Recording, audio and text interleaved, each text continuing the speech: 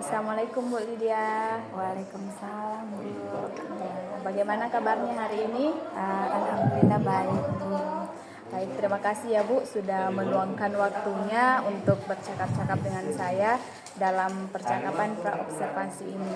Jadi ada beberapa hal yang ingin saya tanyakan kepada Ibu dalam kesempatan ini.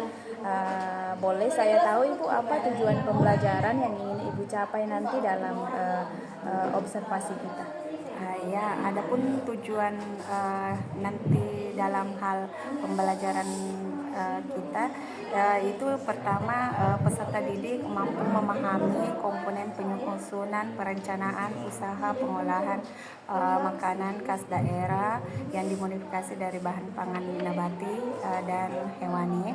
Terus yang kedua yaitu peserta didik mampu merancang perencanaan usaha pengolahan makanan khas daerah yang dimodifikasi dari bahan pangan nabati dan hewani berdasarkan kebutuhan dan keinginan pasar lokal. Oke, itu tujuan yang bagus ya Bu. Kemudian bagaimana Ibu merancang proses pembelajaran itu agar bisa melibatkan semua siswa? Untuk melibatkan semua peserta didik, saya akan menggunakan metode pembelajaran discovery learning dan dibantu dengan media. Biasanya saya menggunakan PPT yang supaya menarik itu saya desain melalui aplikasi Canva. Wah, luar biasa sekali Bu ya perencanaannya. Jadi di sini apakah ada yang Ibu siapkan untuk dijadikan sebagai instrumen tertentu untuk mendukung pembelajaran tersebut? Kalau untuk instrumen ataukah biasanya saya pakai lembar kerja ya. Biasanya LKPD dalam bentuk aplikasi. Di sini saya pakai aplikasi Live Worksheet. Jadi itu tampilannya juga menarik dan bisa langsung dikerja secara online sama peserta didik. Oke, jadi saya kira ini sangat menarik untuk diterapkannya Bu. Dan juga terkait peran saya sebagai observer nanti, adakah hal-hal yang Ibu ingin fokuskan agar saya memperhatikan pada saat observasi nanti Bu? Saya akan feedback mengenai pengelolaan waktu ya, karena kadang cepat, kadang juga lambat. Apalagi kita ketahui kan kebanyakan untuk metode yang saya gunakan ada namanya diskusi. Nah, di situ kadang membutuhkan waktu yang lama dan kadang juga pengerjaan cepat sekali. Dan terus mengenai umpan balik kepada peserta didik. Umpan balik kepada peserta didik itu kan saya apakah sudah maksimal atau perlu ditingkatkan nantinya, sekira itu. Oke, jadi ada dua hal yang ingin Ibu kembangkan nanti. Yang pertama tentang waktu, manajemen waktu dalam mengerjakan LKPD-nya mungkin Bu ya. Kemudian yang kedua adalah umpan balik yang diberikan kepada peserta didik. Ya, tentu saya akan memperhatikan kedua hal tersebut nanti pada saat Ibu diobservasi. Kemudian apakah masih ada Bu yang ingin difokuskan nanti atau bagaimana? Saya rasa sudah mencakup semuanya ya Bu. Oh iya. Terima kasih ya Bu, mudah-mudahan lancar observasinya dan nanti kita akan kembali bercakap-cakap setelah melakukan observasi. Tentu Ibu, terima kasih atas dukungannya. Iya, terima kasih Bu. Assalamualaikum. Waalaikumsalam warahmatullahi wabarakatuh. Silakan disiapkan.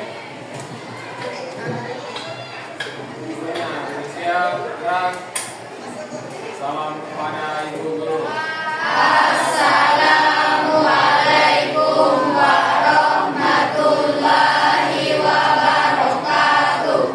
Sebelum kita belajar, marilah kita berdoa. Berdoa dimulai. Bismillahirrahmanirrahim.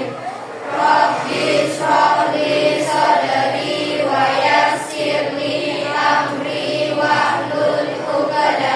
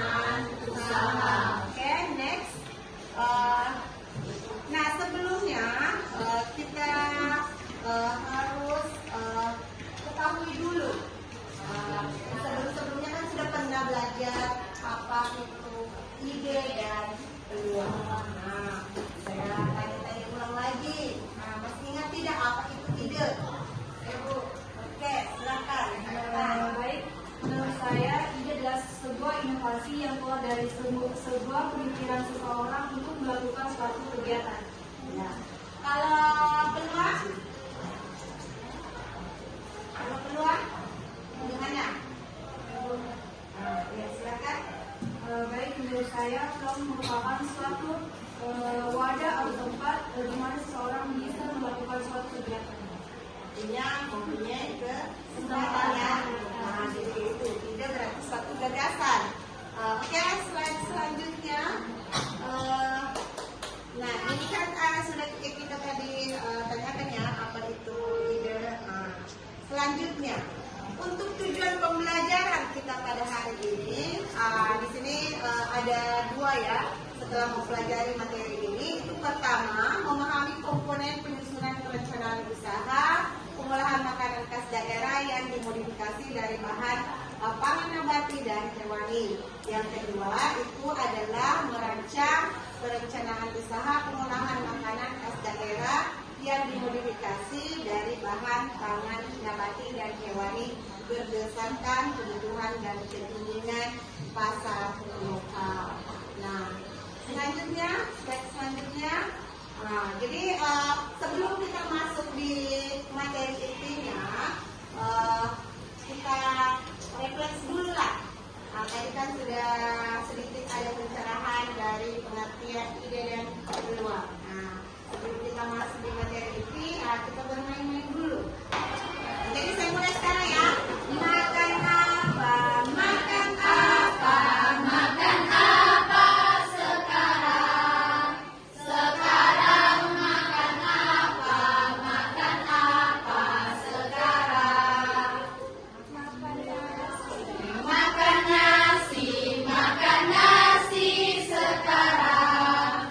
Sekarang makan nasi sekarang. Untuk materinya di sini mengenai komponen penyusunan perencanaan usaha. Nah, perencanaan usaha di sini berarti kita harus memerlukan pemikiran yang matang ya. Yang terlahir tadi di awal itu adalah ide. Gitu. Nah, ide adalah gagasan baru. Jadi ada juga peluang, berarti kesempatan yang diidentifikasi melalui riset pasar. Jadi melalui riset pasar yang kemarin ada yang analisis SWOT ya.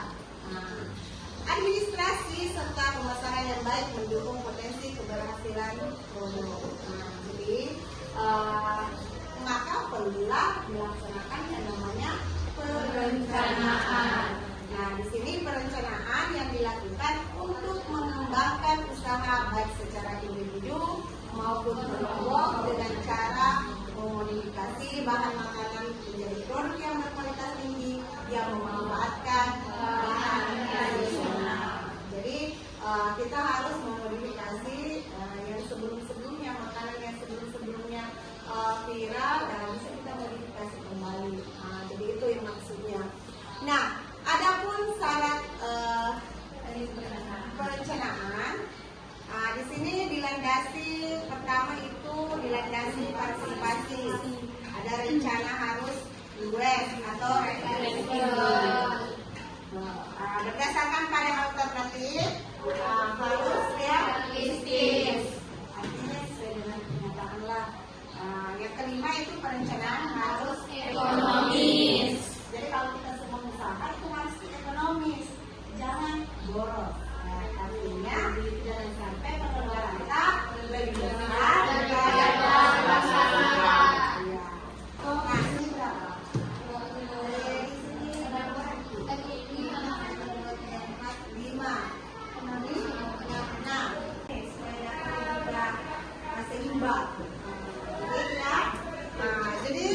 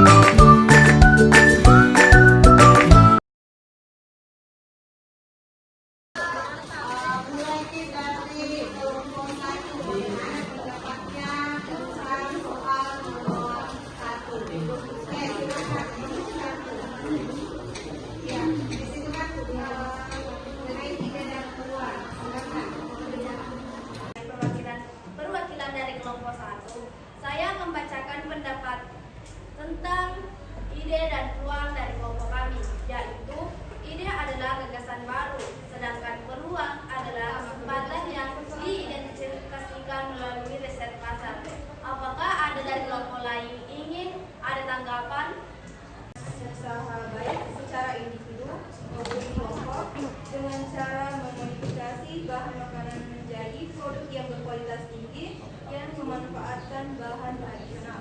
Adapun tujuan perencanaan yaitu 1. Menentukan suatu standar tertentu yang harus dipakai dalam melaksanakan semua pekerjaan sehingga akan memudahkan dalam pengawasan.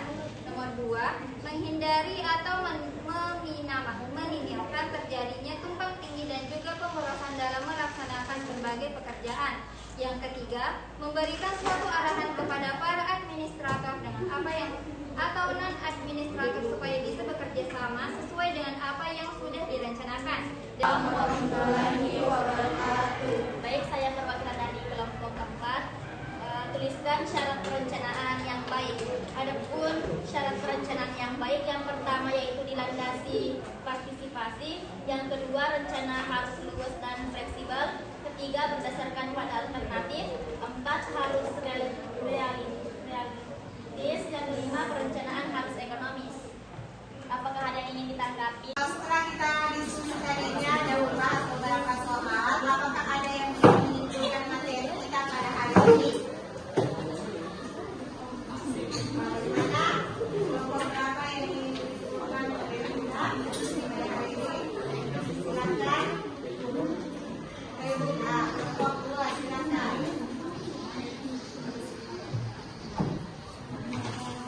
Baik, terima kasih atas kesempatan yang telah diberikan kepada kelompok kami yaitu kelompok 2. Baik, saya akan menunjukkan materi pada hari ini mengenai ide dan peluang usaha. Menurut saya, yang saya bisa dapatkan dari materi tersebut yaitu ide merupakan suatu gagasan baru atau sebuah pemikiran yang dikeluarkan oleh seseorang untuk melakukan suatu kegiatan. Sedangkan perencanaan adalah suatu kegiatan dilakukan untuk mengembangkan suatu makanan yang akan dimodifikasi selanjutnya. Baik, mungkin itu saja dari pemahaman saya mengenai materi perencanaan dan ide usaha.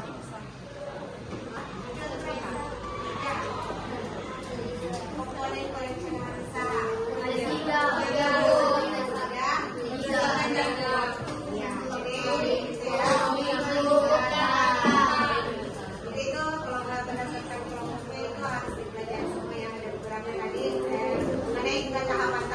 Tahapan-tahapannya juga harus diketahui. Jadi itulah kesimpulan materi kita pada hari ini. Jangan lupa untuk tugasnya dikirim ya, yang belum tadinya yang hanya set, silakan dikirim. Jadi untuk hari ini sekian dari saya. Assalamualaikum warahmatullahi wabarakatuh. Waalaikumsalam warahmatullahi wabarakatuh. Salam kepada Ibu Guru.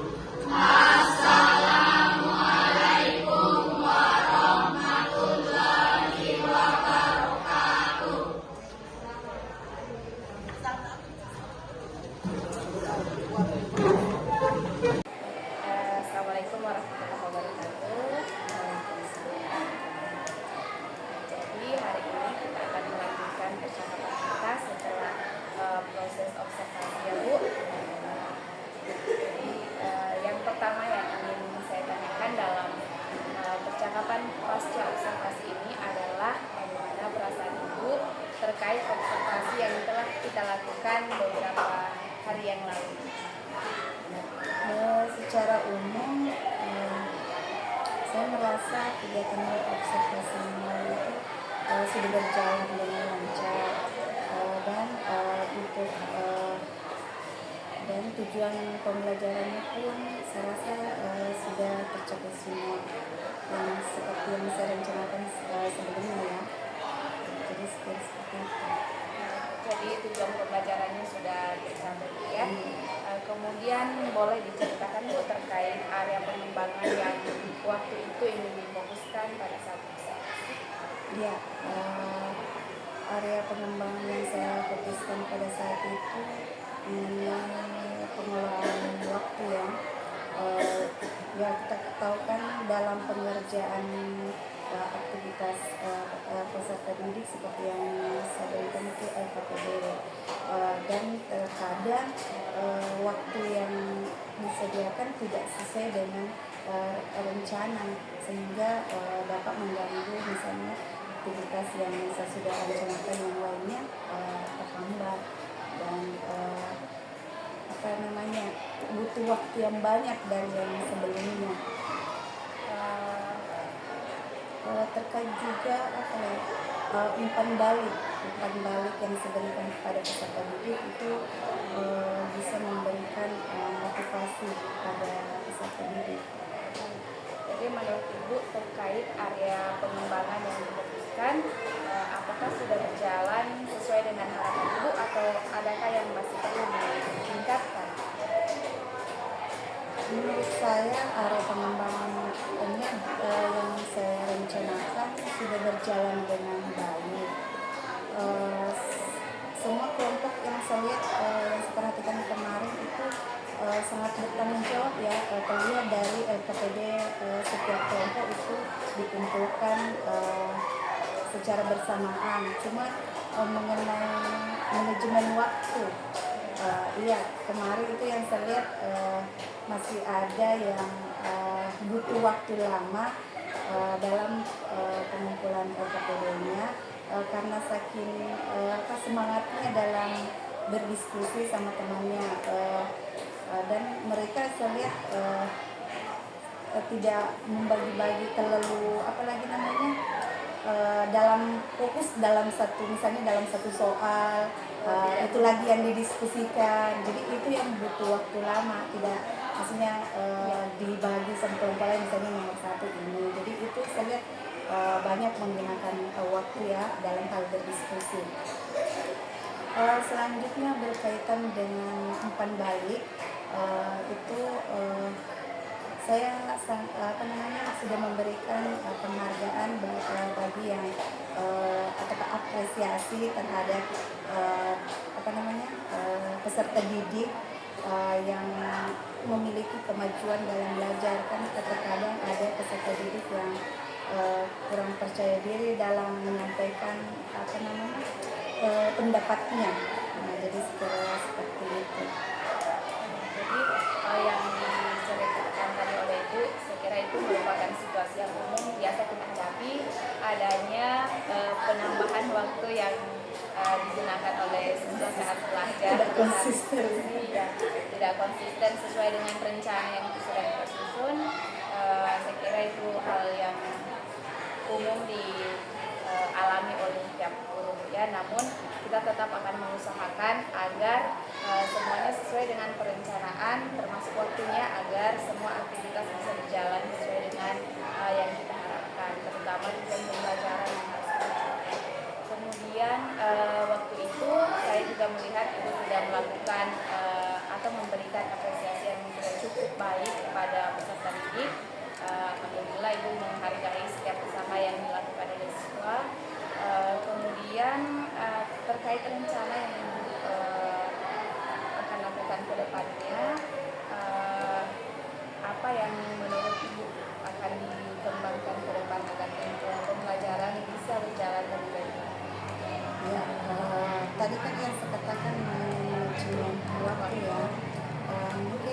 dalam hal pemberian LKPD pada peserta didik untuk pengerjaannya mungkin saya harus memberikan waktu ya, misalnya diskusi menetapkan waktu pengerjaan, misalnya sekian menit pengerjaan LKPD-nya. Kalau perlu rencananya saya akan memberikan semacam alarm pengingat. Nah, sekarang ada yang biasa yang saya akan terapkan itu menggunakan ada satu aplikasi ya, aplikasi random picker dari online stopwatch. Nah, itu menampilkan waktu di depan maksudnya menggunakan layar ya, LCD. Di situ akan berjalan waktunya, entah dalam bentuk lampu merah atau sebagainya, banyak jenis-jenis itu, sehingga mungkin ada kalau dalam pengerjaan cepat-cepat mengerjakan sebelum waktunya habis.